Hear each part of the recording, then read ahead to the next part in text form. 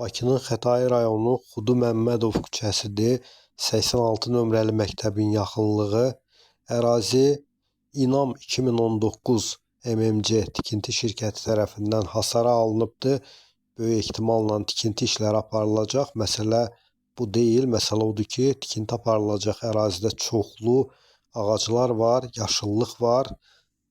Görüntülərdə mən görürəm. Artıq ağaclardan bir neçəsi kəsilibdir. Xətai rayon icra hakimiyyətindən bildirilib ki, bura özəl mülkiyyətdir.